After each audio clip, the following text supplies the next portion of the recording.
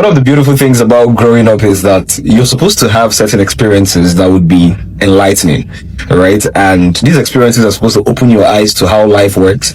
And then as a result of the information you get or the data you get from those experiences, you're now more informed on how to take decisions going forward. For me, one of such experiences that has shaped how I go about my life, right, is when I lost two of my grandparents and my dad in the space of 2 years. That means I attended some burial ceremonies. All these deaths happened when I was in secondary school.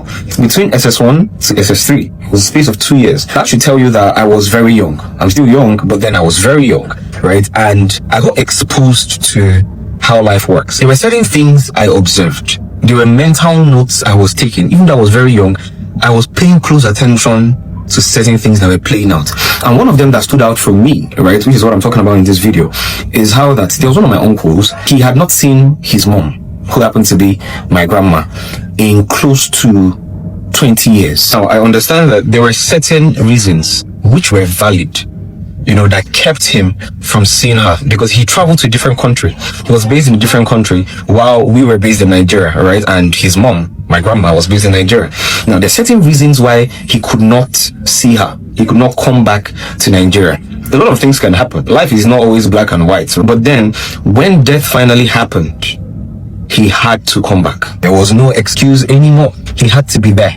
And I could see in his face that there was that I wish I had been here earlier, at least to see her alive. That was just one observation from my grandma's burial. Now, when my dad died, this was when it dawned on me clearly how a lot of things in this life works, right? There were tons of people that came to that burial ceremony that used to speak to my dad in person, right? They cut him off, he cut them off too. They were just not in talking terms. But this time, they all came for the burial ceremony, heaping all these beautiful praises, shedding tears about the disease and all of that. But he is not present, right? He's not there. He's not hearing any of these things, right? And then few minutes after all the praises and all the ceremony, people started arguing about food. There were arguments about food. There were arguments about the people that had received drinks. There were arguments about the uniform at someone's burial, right? By the next day, 80% of everyone that came for the burial had gone home. Yeah, so it was just us, the grieving ones, right? And we saw how that people moved on quickly. The next day, everybody has gone back to their shop.